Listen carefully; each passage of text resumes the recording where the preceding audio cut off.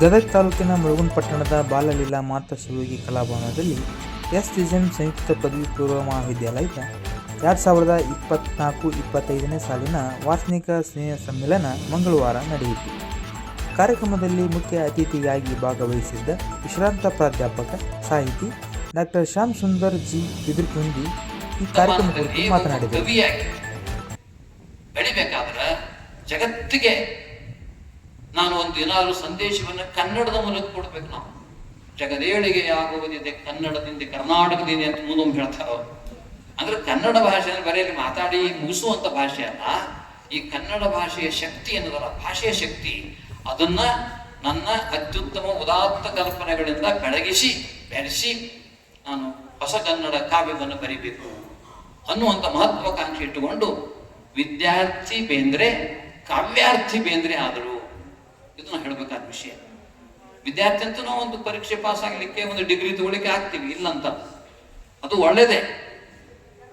ಆದರೆ ಗುರಿ ಬೇಕು. ಆ ಗುರಿಗೆ ನಾವೇನು ಮಾಡಬೇಕು ಅನ್ನೋದನ್ನು ನಾವು ವಿದ್ಯಾರ್ಥಿ ಇದ್ದಾಗಲೇ ನಾವು ಅದನ್ನು ಗಳಿಸ್ಕೋಬೇಕು. ಯಾರು ಕೊಡೋದಿಲ್ಲ.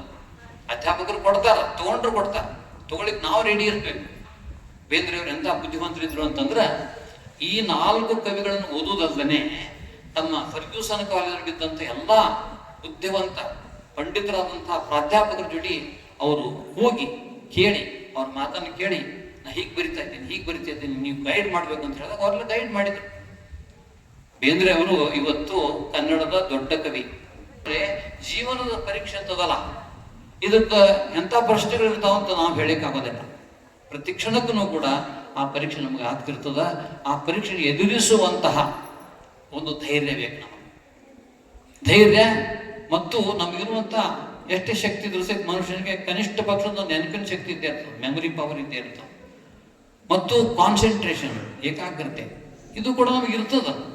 ಆದರೆ ಅದನ್ನು ನಾವು ತಿಳ್ಕೊಳ್ಳೋದಿಲ್ಲ.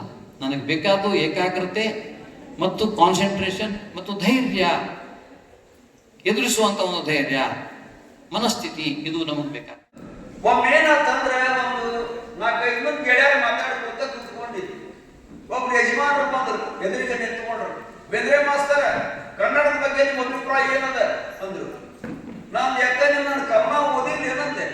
ನಮ್ಮ ದೇಹದ ಕಣದೊಳಗ ಕನ್ನಡದ, ತಲೆಯಿಂದ ಹಿಡಿದು ಪಾದದವರೆಗೆ ಅನೇಕ ಅಂಗಾಂಗಗಳು ಕನ್ನಡದ ಕದಿಂದ ಶುರು ಆಗ್ತವೆ. ತಲೆ ಮೇಲೆ ಅವರೇ ಕೂದಲ, ಇವು ಕಣ್ಣು. ಕಾರ್ಯಕ್ರಮದಲ್ಲಿ ಶಿಕ್ಷಣ ಸಮಿತಿಯ ಅಧ್ಯಕ್ಷ ಎಂ.ಡಿ. ಭಟ್ರು ಅಧ್ಯಕ್ಷತೆ ವಹಿಸಿದ್ದರು. ವರ್ತಕ ಶಿವಾನಂದ್ ಧವಳೆ, ಶಿಕ್ಷಣ ಸಮಿತಿ ಉಪಾಧ್ಯಕ್ಷ Vijaya Neelagund, doctor S C. Choudi, Siddu Kurtakoti, Fakirayya Amoghamath, P A. Vantakar, B C. Badni, ಪ್ರಾಚಾರ್ಯ ಎ.ಎಂ. ಅಂಗಡಿ, ಶಿಕ್ಷಕರಾದ E M. Guled, S P. Shirur, R R. Pattan, S. Chandrashekhar ಹಾಗೂ ವಿದ್ಯಾರ್ಥಿಗಳು ಭಾಗವಹಿಸಿದ್ದರು.